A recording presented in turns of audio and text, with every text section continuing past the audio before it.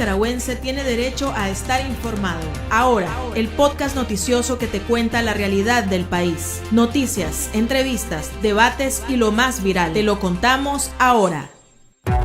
Bienvenidos al podcast de Artículo 66. En los micrófonos, Marlene Balmaceda y Wilmer Benavides. A continuación, un vistazo de los titulares que han marcado este día. Régimen apresura juicio contra sacerdotes sin que exista acusación formal por la supuesta víctima de violencia. Nicaragua otorga la nacionalidad a 2 hijos de un funcionario hondureño buscado por presunta corrupción. Régimen encarcela a alcalde sandinista de Rivas. En el pulso, Asamblea Nacional se alista para cancelar más de 100 ONGs, incluida la Asociación Misioneras de la Caridad. Iniciamos el podcast ahora, correspondiente a este lunes, 27 de junio de 2022. Las 5 del día. Las noticias más importantes.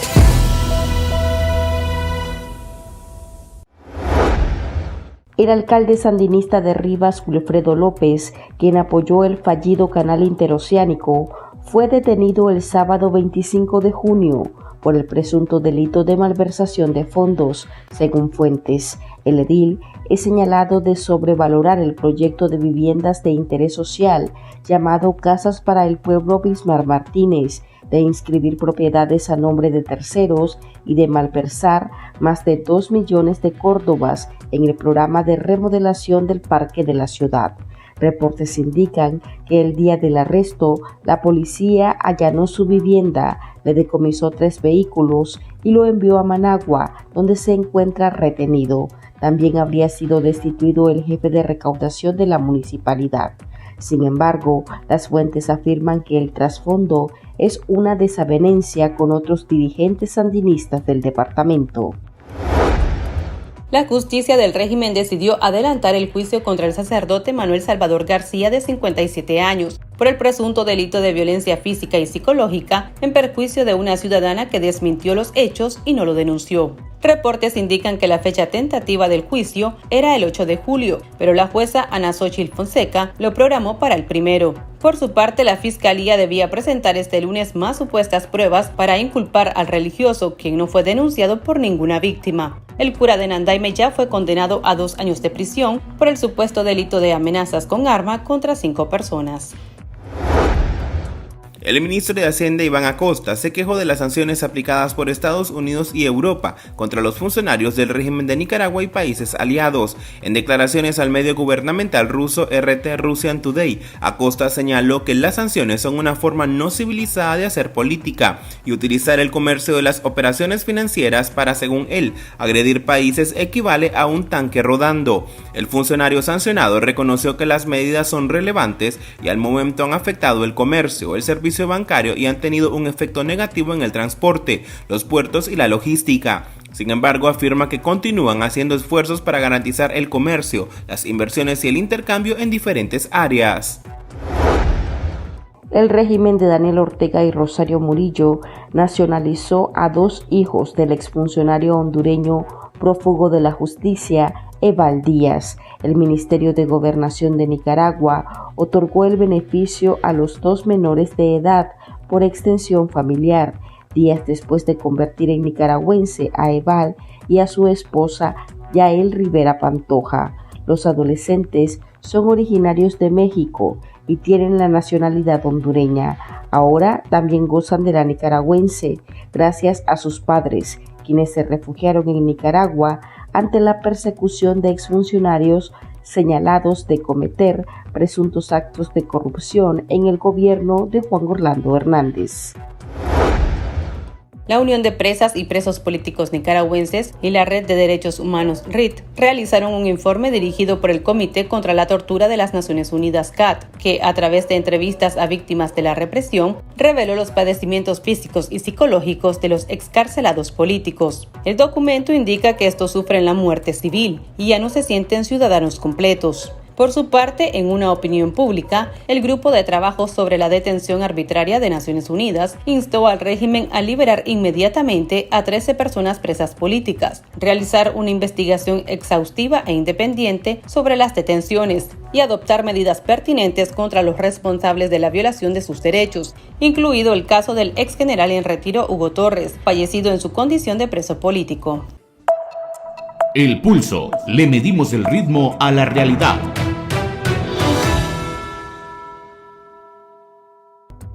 El Ministerio de Gobernación ordenó el cierre de otras 101 ONGs, incluida la Asociación Misioneras de la Caridad de la Orden Madre Teresa de Calcuta. Con esta nueva arremetida, el número de ONGs canceladas se eleva a 758, de más de 6.000 asociaciones sin fines de lucro, cuya ilegalización ha pedido Daniel Ortega. Conversamos al respecto con la doctora Vilma Núñez de Escorcia, presidenta del Centro Nicaragüense de Derechos Humanos, CENIT. Es una acción como desenfrenada, no tiene ninguna lógica ni ninguna razón. Prácticamente está arrasando con todo lo que está enfrente. Me parece que no tiene nombre lo que está haciendo con cada una de las asociaciones a las que desbarata y contra las personas que la integran. Y no se da cuenta de que, aparte de atropellar a las personas y su derecho de asociación, prácticamente a quienes está perjudicando, a quienes está prácticamente dejando la mayor protección, es a las personas beneficiarias de esos proyectos. Además que, por ejemplo, también atenta contra el derecho al trabajo de las personas que forman parte de los equipos de trabajo de esas organizaciones, y después de eso termina de consolidar a nivel internacional su aislamiento que no solo a él lo va a perjudicar, sino que a todo el país. ¿Qué país es el que nos va a quedar? Porque definitivamente él se tiene que ir, y entonces va a dejar esto prácticamente destruido totalmente. Ahora estamos viendo, por ejemplo, ya arremetió contra la Asociación de Padre Fabreto, ahora va contra las Misioneras de la Caridad, que también pues trabaja con la población más desfavorecida. ¿Esto es también parte de la persecución a la Iglesia Católica? Y le faltan todavía con a todas aquellas organizaciones que dirigían prácticamente desde la diócesis de Estelí, Monseñor Mata. Entonces prácticamente sí, definitivamente ahí solo falta que digan que desbarata la iglesia, porque la iglesia es una institución de orden público y entonces tiene institucionalidad. Entonces, ¿será que pretenderá llegar hasta allí? Es un mensaje, sí, directo a los líderes religiosos. No, claro. Esta es parte prácticamente de la persecución. Nada es así como casual, nada es accidental. Definitivamente todo está calculado, todo es parte de la estrategia. Y en este momento la persecución en contra de la iglesia, por lo que representa, por lo que significa para la población creyente del país, ¿verdad? Y definitivamente lo quieren mantener silenciado. Y en realidad lo tienen silenciado porque no hay un posicionamiento así muy claro. Aparte de, por ejemplo, las homilías de Monseñor Báez, las homilías de Monseñor Álvarez y uno que otra declaración, no hay un posicionamiento oficial contundente. Claro, no sabemos cuáles son las estimaciones que hacen. Es una forma también de ignorar y decir a palabras necias, oídos sordos. Pero eso no lo puede aplicar la iglesia porque prácticamente es un daño terrible.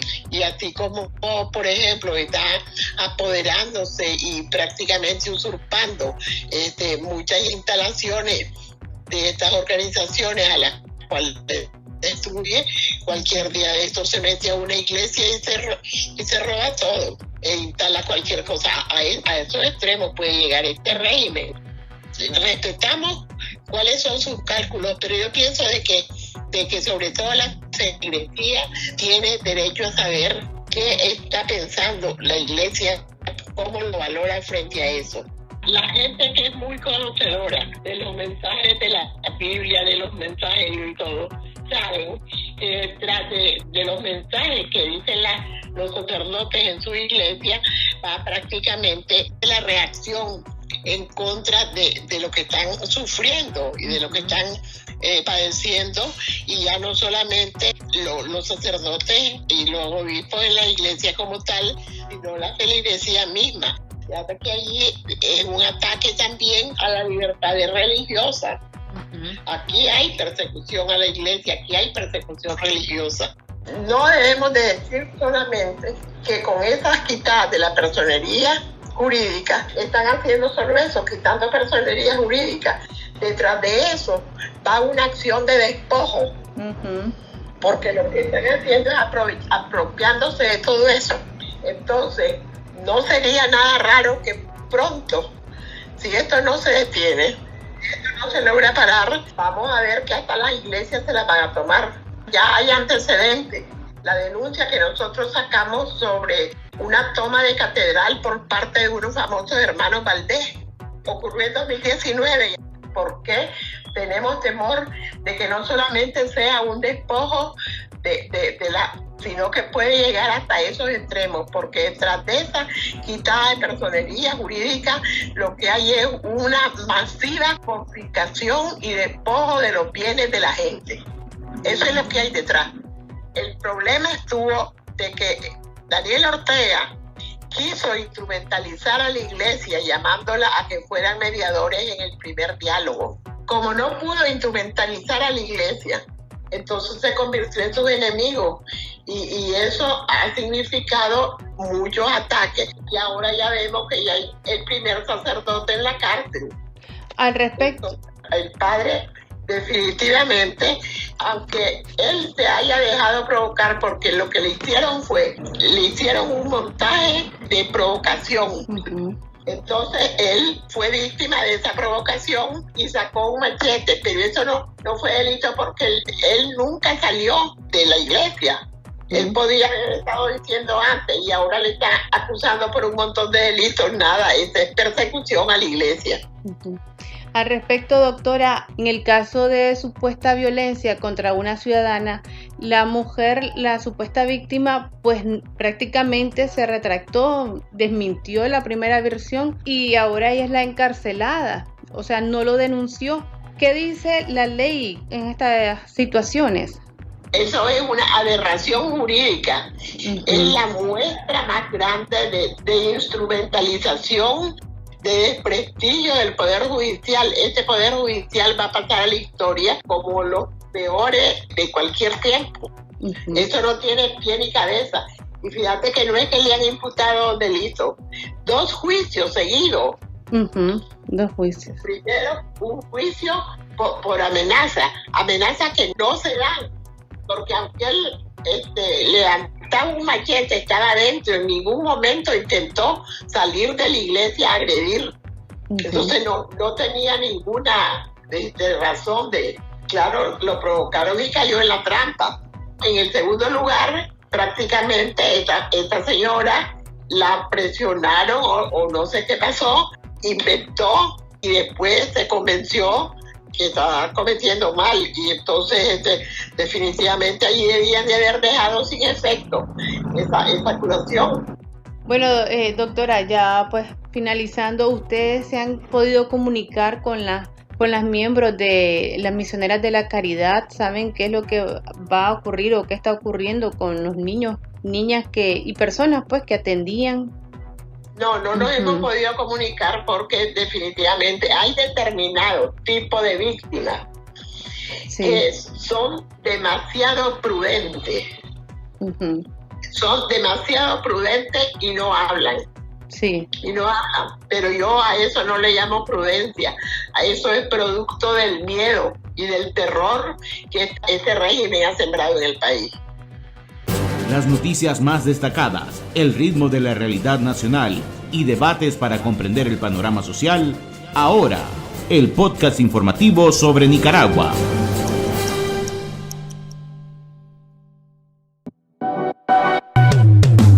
Tendencias, la viralidad de las redes sociales.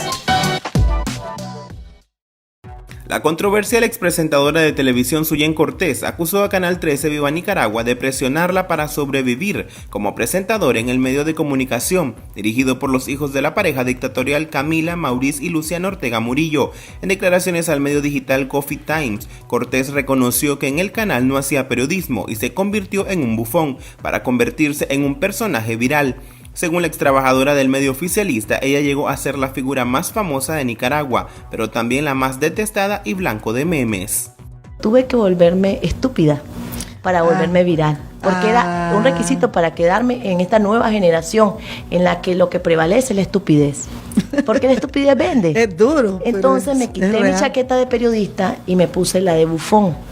Porque yo sentí que en este tiempo yo no estaba haciendo periodismo, yo no estaba haciendo preguntas de rigor, yo no estaba siendo inquisidora, queriendo saber, investigar lo que sabemos hacer periodismo. Eso ya no era periodismo. Aquí termina el episodio de Ahora de Artículo 66. Continúe informándose a través de nuestro sitio web www.articulo66.com. Síganos en nuestras redes sociales. Nos encuentra en Facebook, Twitter e Instagram y suscríbase a nuestro canal de YouTube. Hasta la próxima. La información veraz y de primera mano está ahora. No te perdás el podcast noticioso que te cuenta la realidad del país. Compartí y pasa la voz.